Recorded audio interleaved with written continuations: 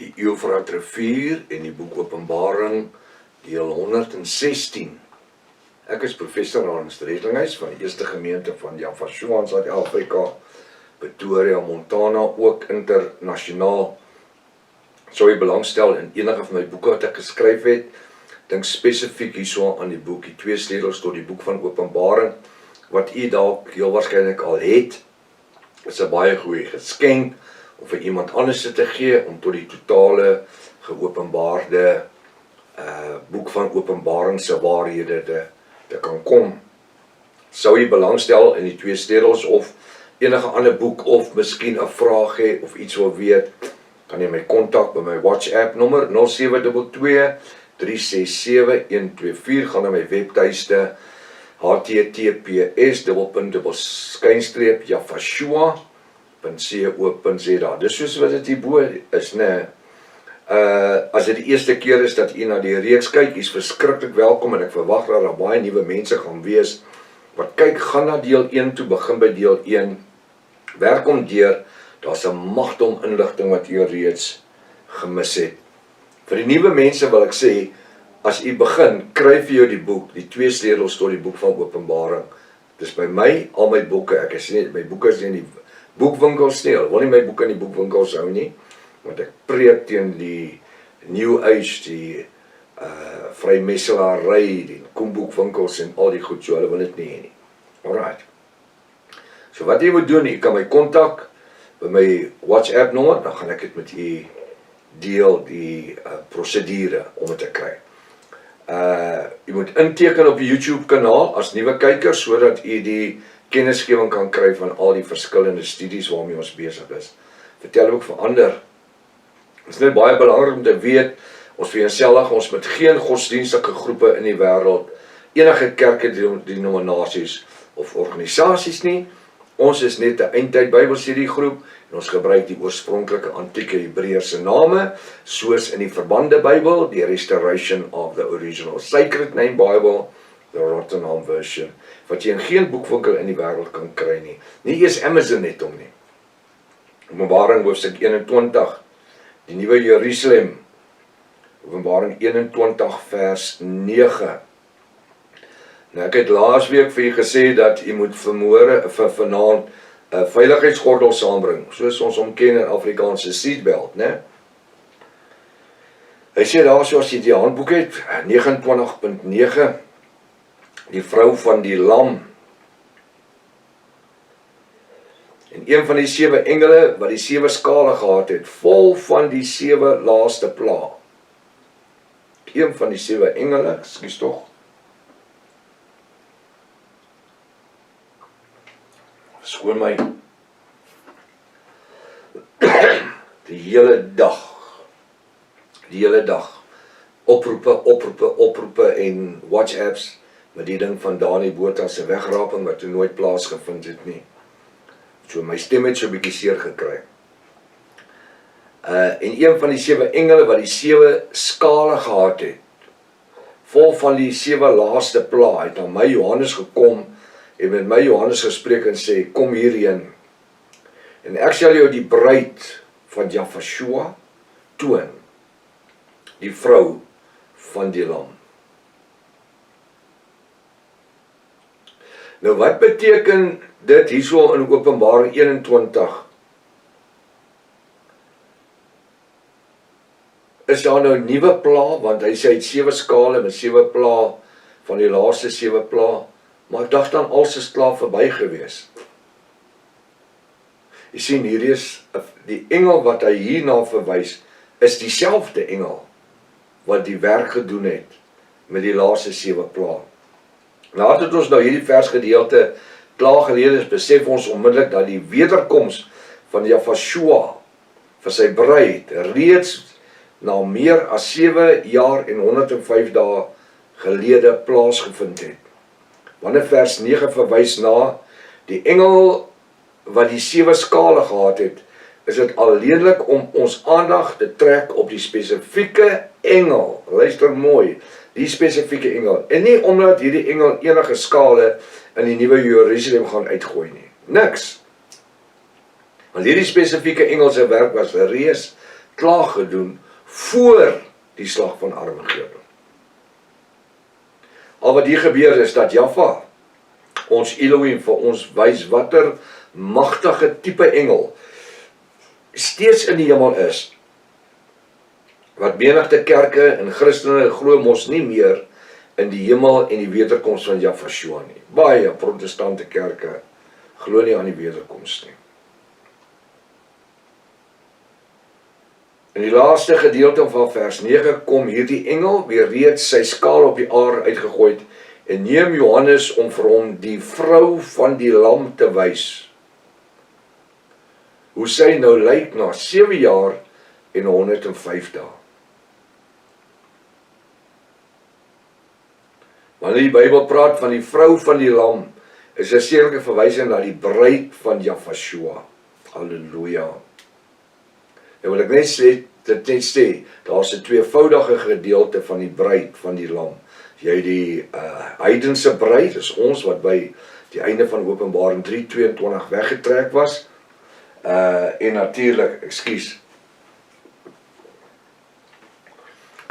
en dan die tweede gedeelte is die Jacob's bride, of die Israeliese bruid, wat dan gered is, wat weggetrek was by Openbaring 19 vers 7 en verder aan.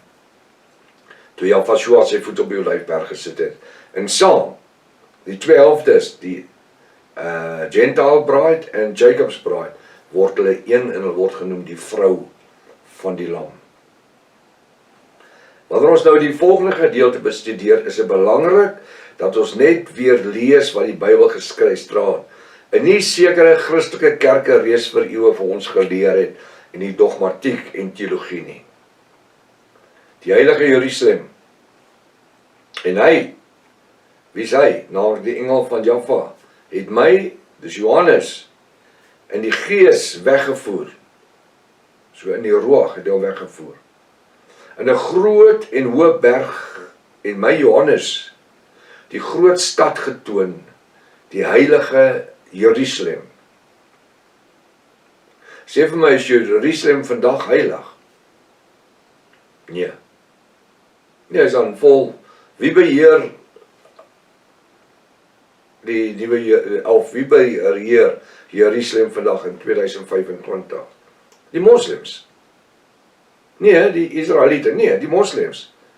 Want niemand kan die Dome of the Rock terugvat nie.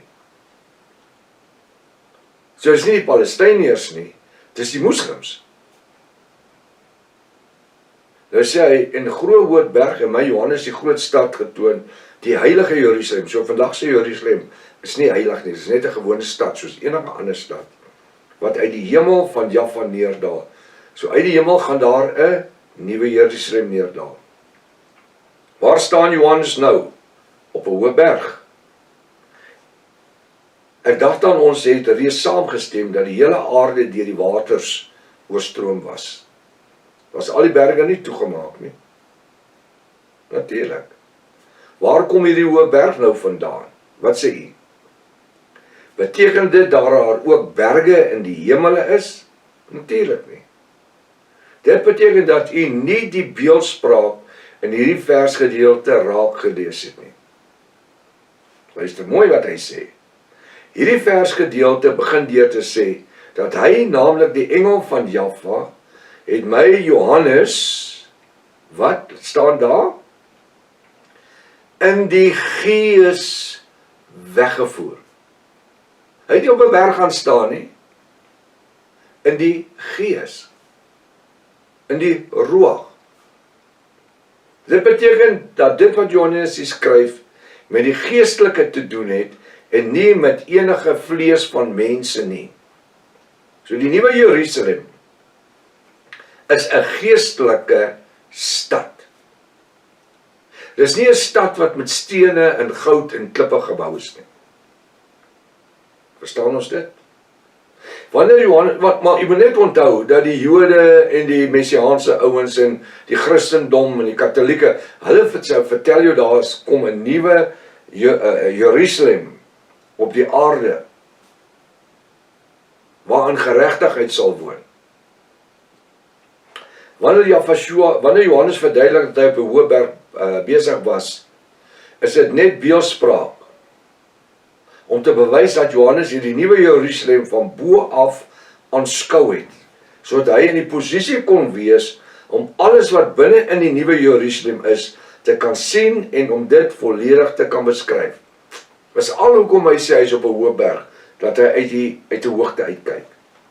Anders is sy klink asof hy in die lug gehang het en hier sien hy alles.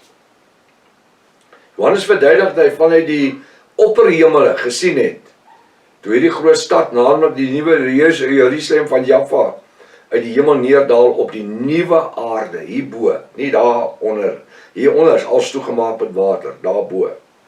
Wat natuurlik ook net 'n geestelike aarde is. Dis 'n geestelike aarde, dis nie 'n fisiese aarde nie. Want ons weet dat die bestaande aarde het mos onder die water in verdwyn. Waar? Hieronder. Dis toegemaak die waters. En daar is nie 'n manier dat daar waters is wat bo kan wees nie. Ek moet my net verskoon, ek het hier in die ateljee is bietjie koel, dis hoekom ek 'n trui aan het, want dis maar nog steeds winter in Pretoria. Ons het warm aande en dan het ons kortmou hemde aan. Skielik moes ek gryp vir die truie, want dit raak nogal koel. Hy sê, die heerlikheid van Jaffa, vers 11, en dit, wat's dit?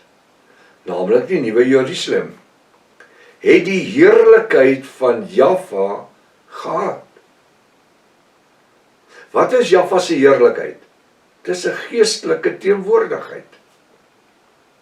Wat het neergedaal in die tabernakel of in die tempel wanneer die hoëpriester die bloed aan die gerubs van die verbondsark gesmeer het? Wat het gebeur? Jaffa almagtig het neergedaal in die tempel of in die tabernakel. So wat gebeur hierso? En die heerlikheid. Hy sê, en dit naamlik hierdie nuwe Jerusalem het die heerlikheid van Jaffa gehad. En sy lig was soos baie kosbare steen, soos die kristelhelder jaspissteen. Onmiddellik nadat ons hierdie 3 versgedeeltes bestudeer het, verstaan ons nou 'n baie belangrike vraag. Hierdie nuwe Jerusalem, wat van Jaffa uit die hemel uit op die aarde neergedaal het, is dit 'n fisiese gebou? Dink? Of is hierdie hele verduideliking net beeldspraak om die heerlikheid van Jaffa se bruid uit te beeld? Wat sê jy? Is dit 'n fisiese Jerusalem? Of verduidelik dit die heerlikheid van die bruid van Jaffa? Die antwoord op die vraag kan ons nou nie bepaal nie. Hoekom nie? Maar ons sal later in hoofstuk 7 sal ons gaan bestudeer, alvoor ons 'n Bybelse besluit kan neem. Want daar's goed wat ek nog moet verduidelik, voor ek vir u kan, ek het die vraag gevra om u aan die ding te sit. Dit is belangrik dat u by vraag gaan onthou, terwyl ons die gedeelte nou verder gaan bestudeer. Interessant Bybelstudie, né? Onmiddellik wanneer ons vers 12 en verder lees, lyk dit vir ons asof hierdie nuwe Jerusalem 'n fisiese gebou is. Want in hierdie skrifgedeelte word al die verskillende fasette van hierdie heilige stad Jerusalem uitgebeeld. Ek sê weer, onthou net om noukeurig op te let na die beeldspraak wat gebruik word. U het mos nou al geleer wat beeldspraak is en hoe dit te onderskei. Die eerste gedeelte van vers 11 verklaar dat Jaffa almagtig permanent in hierdie nuwe Jerusalem teenwoordig sal wees. Nou sê vir my, is Jaffa 'n persoon of is hy gees? Hy's gees. Kan hy oral gelyktydig wees vandag? Natuurlik. Hoekom? Want hy's gees. Nou luister wat ek sê. Die eerste gedeelte van vers 11 verklaar dat Jaffa almagtig pertinent in die nuwe Jerusalem teenwoordig sal wees. Want hierdie stad het die heerlikheid van Jaffa almagtig gehad. Kyk met hoeveel emosie beskryf Johannes hierdie lig. Want uit Jaffa ons Vader straal die lig uit. Hy verduidelik dat hierdie lig, Jaffa Almagtig, was soos 'n kosbare steen. Hy het nie gesê hy is 'n kosbare nie, hy was soos, dis beeldspraak, soos 'n kosbare steen. En nou beskryf Johannes hierdie kosbare steen. Dit is soos die kristalhelder jaspissteen. Hy sê nie hy was 'n kristalhelder jaspissteen nie. Nee, dit is soos. Dis 'n metafoor wat hy gebruik. Hierdie jaspissteen was een van die mees gestorste steen in die tyd van Johannes in die Romeinse Ryk. 12 poorte. En dit, hierdie nuwe Jerusalem, het 'n groot en hoë muur met 12 poorte gehad. Nou wil ek net 'n ding vra hierso. Wat doen 'n hoë muur? Wanneer jy 'n huis sien met hoë mure, wat is die doel van die hoë mure? Dis om die skelms uit te hou. Dis om ongewenste elemente uit te hou. Dis vir veiligheid vir hulle wat binnekant woon. So, en dit het 'n groot en hoë muur. Dit het 'n groot, dis nie net 'n hoë muur nie, 'n groot en hoë muur met 12 poorte gehad. 12 poorte. En by die poorte 12 engele, by elke poort 'n engel. En wat se ding is 'n poort? Dis 'n ingang. My deur is 'n poort. My hek waar ek uitry is 'n poort. Dis net 'n ander naam. So hier's 12 hekke of 12 deure of 12 poorte. En by elke een 'n engel. En name daarop geskrywe. Waarop? Op die 12 poorte of deure, nie op die engele nie. Naamlik die 12 stamme van die kinders van Israel. So wat sien jy op die poorte? Juda, jy sien Josef, Iskariot, jy sien Benjamin, jy sien Gad, jy sien Naftali, en so kan ek aanhou. Op elke poort of hek of deur is 'n naam. Een van die 12 stamme van Israel. Terwyl Johannes vanuit die opperhemel neerkyk, sien hy dat hierdie nuwe Jerusalem het 'n groot muur gehad. My vraag is onmiddellik, waarom sal hierdie nuwe Jerusalem 'n groot en hoë muur hê? Ek het dit met 'n doel gevra net nou. Is dit om skelms en karakters uit te hou? Jy moet net al die tyd onthou dat hierdie hele verduideliking verwysing na die nuwe Jerusalem het absoluut niks met hierdie bestaande aarde te doen.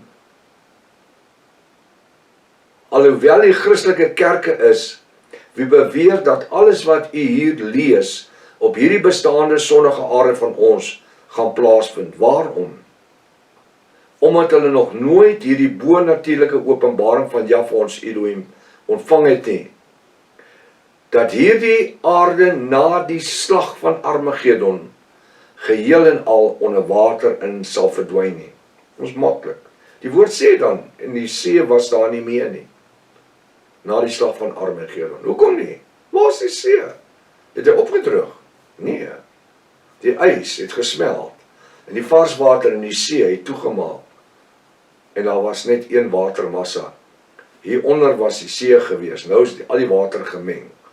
Die see was daar nie meer nie. Wanneer ons aan die einde van Openbaring hoofstuk 21 kom, sal ek vir die beeldspraak van die nuwe Jerusalem in geheel verduidelik. Kyk of u dit dalk self kan ontleed terwyl ons hierdie hoofstuk verder bestudeer. Interessant, né? En dit het 12 poorte gehad en 12 engele. Wat is die doel van die 12 engele? Sê vir my. Wat is die doel van 12 engele?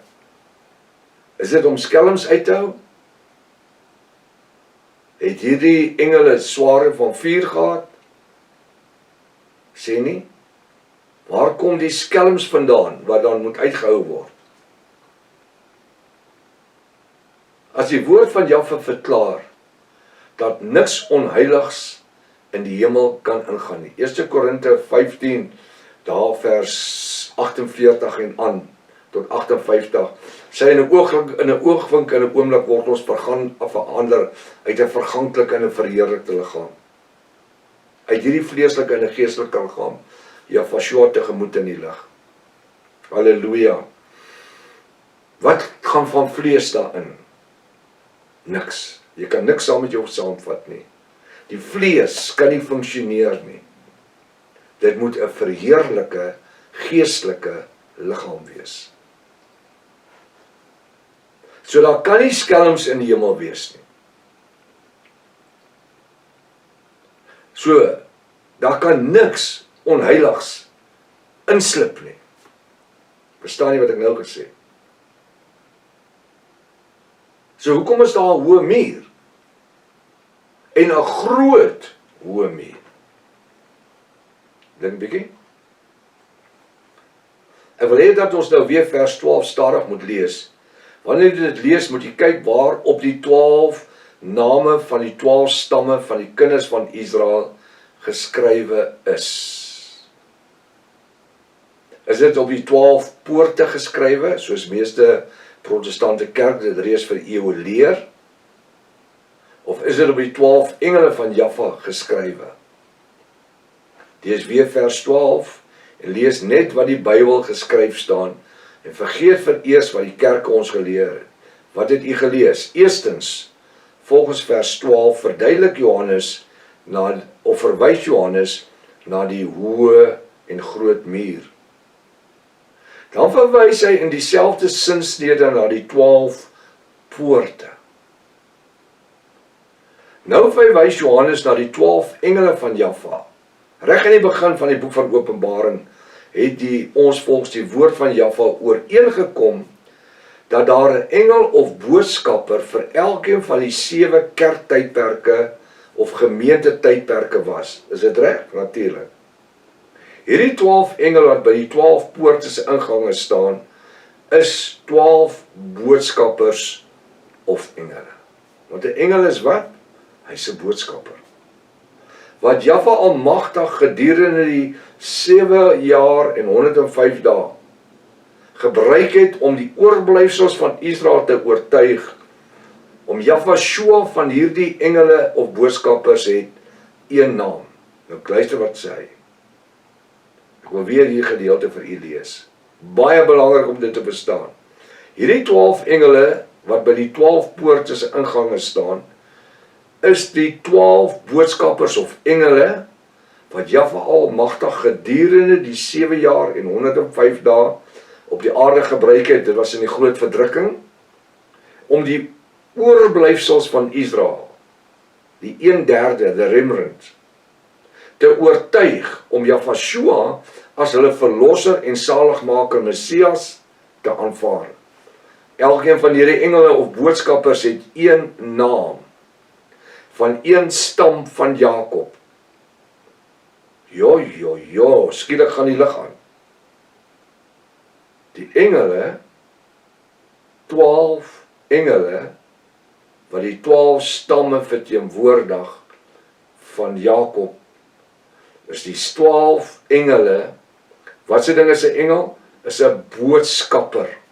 Hulle was boodskappers in die groot verdrukking. Soos wat daai engel die 7 skale gehou het. Daar's niks om met 7 skale te doen nie. So daai 12 boodskappers in die 7 jaar en 105 dae wat gepreek het oor die aarde, vernaam in en om Jerusalem, vir die Israeliete, vir hulle om tot bekering te kom, die 1/3. Hulle word nou vereer. Hy sê, jy sien, dis die beeldspraak. Een stam, hy sê, van een stam van Jakob op hom as getuie. Kom, ek gaan net weer lees. Ek wil net elkeen van hierdie engele of boodskappers het een naam. Juda. amper sê ek Manasseh, Juda, Naphtali, Josef, elkeen het 'n naam van die 12 stamme van Jakob se seuns. Van een stam van Jakob op hom as 'n getuie, dat hy op die aarde as 'n boodskapper was. So daai engel wat by die poort staan, is nie om sekuriteit te wees dat niemand inslip wat nie die merk op hulle regterhand en voorkop het nie. Nee, hulle is in die hemel. Daar's nie merke nie, daar's geen niks nie, hulle eet nie, hulle drink nie. Wanneer jy sien van kos en water, dis beeldspraak.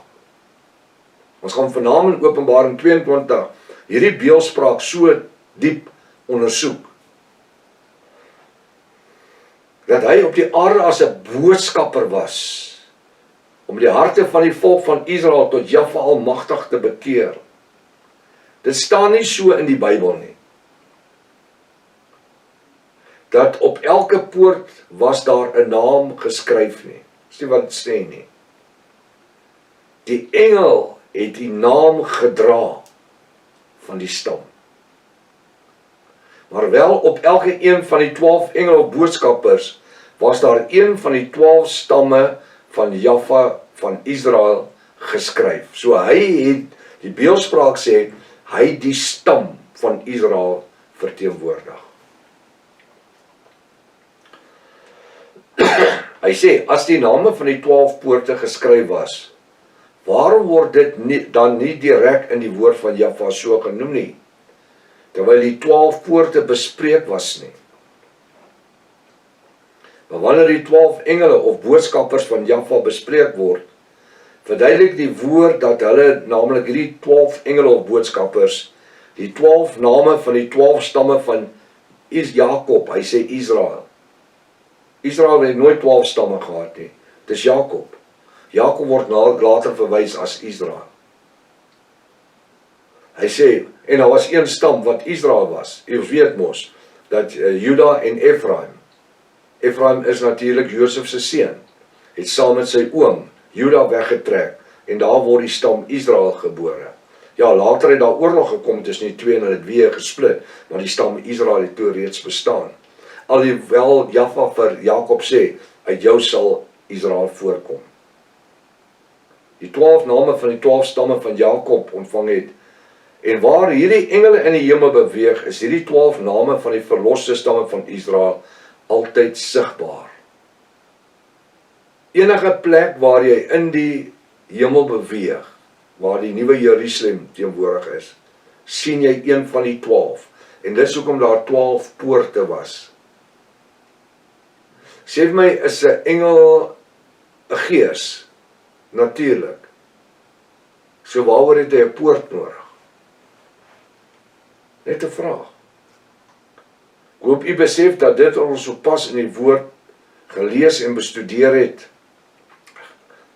Een van die meeste bewaarde geheime in die woord van Jahwe is, omdat die Rooms-Katolieke okkult, die Babyloniese hoermoeder, vir bykans 2000 jaar reeds hierdie verdraaide teologie verkondig het, naamlik dat elke poort van die nuwe Jerusalem, een van die 12 stamme van Israel se name op hulle geskryf was, dat terwyl dit in werklikheid 12 engele of eerder boodskappe van Jahwe is, wat die 12 name van die kinders van Israel ontvang het.